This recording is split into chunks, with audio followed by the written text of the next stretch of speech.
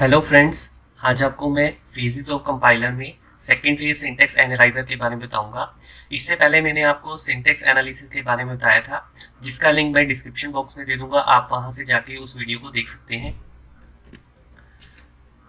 Syntax analyser की जो basic definition है, इस सिंटेक्स एनालाइजर फेज को हम लोग पार्सर भी बोलते हैं। It receives token as its input generated from previous phase, that is lexical analysis, and produces a hierarchical structure called syntax tree और parse tree। जो भी आपके लेक्सिकल एनालिसिस की जो आउटपुट होती है उसको एज ए इनपुट रिसीव करता है और टोकन्स की फॉर्म में रिसीव करता है। लेक्सिकल एनालाइजर उन टोकन्स को हायरार्किकल स्ट्रक्चर में रिप्रेजेंट करता है, जिसको हम लोग सिंटैक्स ट्री और पार्स ट्री बोलते हैं। Syntax analyser create a syntactic structure parse tree of the given program. Parser constructs a parse tree from various tokens obtained from lexical analyzer। ये ऑलरेडी हम लोगों ने जो डेफिनेशन थी प्रीवियस स्लाइड में, वही उसी के बारे में यहाँ पर एक्सप्लेन कर रहा है कि जो लेक्सिकल एनालाइजर है वो जो भी टोकन्स की फॉर्म में लेक्सिकल एनालिसिस के थ्रू आएंगे उनको वो सिंथेटिक स्ट्रक्चर और हायरार्किकल स्ट्रक्चर में रिप्रेजेंट करता है। तो यहाँ पर हमारे पास जो सोर्स प्रोग्राम है उसको हम लोग लेक्सिकल एनालिसिस के इनपुट पे देते हैं। लेक्सिकल एनालिसिस उस प्रोग्राम को टोकन्स की फॉर्म में कन्वर्ट करता है। उसके बाद जो आपका सिंटेक्स एनालाइजर है, जिसको हम लोग पार्सर भी बोलते हैं, उन टोकन्स को हायरार्किकल रिप्रेजेंटेशन या सिंथेटिक स्ट्रक्चर में कन्वर्ट करता है, जिसको हम लोग पार्स ट्री और सिंटेक्स ट्री बोलते हैं। टाइप्स ऑफ पार्सर, दो टाइप के आपके पार्सर होते हैं। एक होता है आपका बॉटम अप पार्सर और दूसरा होता है आपका down parser. Bottom up parser में it constructs parse tree from leaves and scan towards upwards, that is root of the tree. जब भी हम लोग बॉटम अप पार्सर क्रिएट करेंगे उसमें जो पार्स ट्री कंस्ट्रक्ट होगा वो हमेशा लीफ नोड से स्टार्ट होगा और उस लीफ नोड से हम लोग स्कैन करते जाएंगे अपवर्ड डायरेक्शन में, टॉप डायरेक्शन में, तब तक डिजाइन करते रहेंगे, कंस्ट्रक्ट करते रहेंगे जब तक कि आपकी उस ट्री की रूट ना क्रिएट हो जाए। दूसरा टाइप है top down parser. It constructs parse tree from root level and move downwards toward leaves। इसमें हम लोग जो भी parse tree कंस्ट्रक्ट करेंगे वो हमेशा सबसे पहले रूट नोड से स्टार्ट होगा और उसके बाद हम लोग डाउनवर्ड डायरेक्शन में हम लोग मूव करते रहेंगे और तब तक मूव करते रहेंगे जब तक कि उस ट्री की लीव्स ना क्रिएट हो जाए। तो इस तरह के दो टाइप के पार्सर्स के थ्रू हम लोग पार्स ट्री कंस्ट्रक्ट करते हैं। अब मैं आपको एक एग्जांपल के थ्रू बताऊंगा कि पार्स ट्री कैसे कंस्ट्रक्ट करते हैं। सपोज आपके पास एक एक्सप्रेशन है a = b × c / d।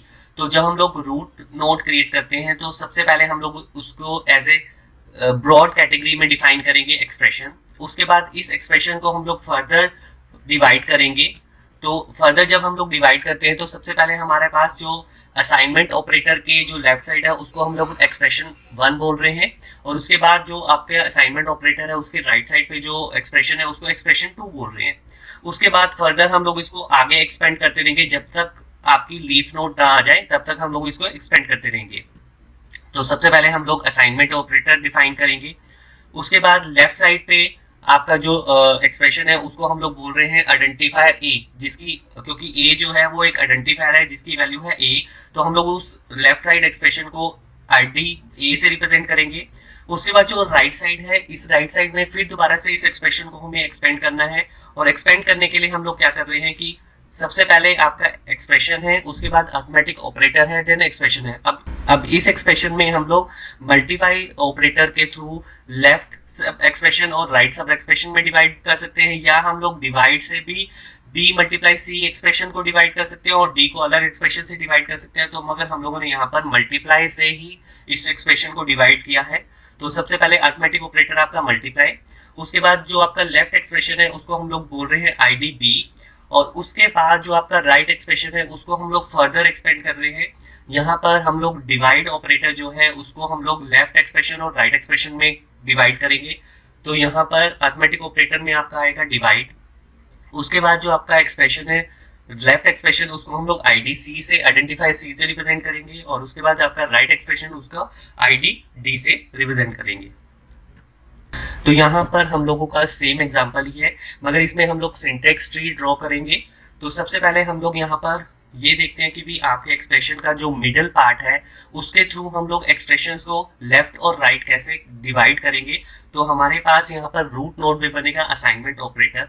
Assignment operator के बाद आप लेफ्ट एक्सप्रेशन में दोगे आईडी ए, आइडेंटिफायर ए, और राइट एक्सप्रेशन में दोगे, फिर दोबारा से आपके पास राइट में आ जाएगा b multiply c divide by d. अब यहाँ पर हम लोग मल्टीप्लाई से इस एक्सप्रेशन को डिवाइड कर रहे हैं, तो मल्टीप्लाई के लेफ्ट एक्सप्रेशन में आ जाएगा आइडेंटिफायर बी, और उसके बाद राइट एक्सप्रेशन में आ जाएगा सी डिवाइड बाई डी, और यहाँ पर हम लोग डिवाइड ऑपरेटर से फर्दर एक्सप्रेशंस को डिवाइड करेंगे, और उसके लेफ्ट एक्सप्रेशन में आ जाएगा आपका आइडेंटिफायर सी, और राइट एक्सप्रेशन में आपका आ जाएगा आइडेंटिफायर डी। तो इस तरह से हम लोग यहाँ पर सिंटेक्स ट्री को ड्रॉ करते हैं। इसी सेम एक्सप्रेशन का हम लोगों ने एक पास ट्री कंस्ट्रक्ट किया, और सेम एग्जांपल का हम लोग ने सिंटेक्स ट्री क्रिएट किया।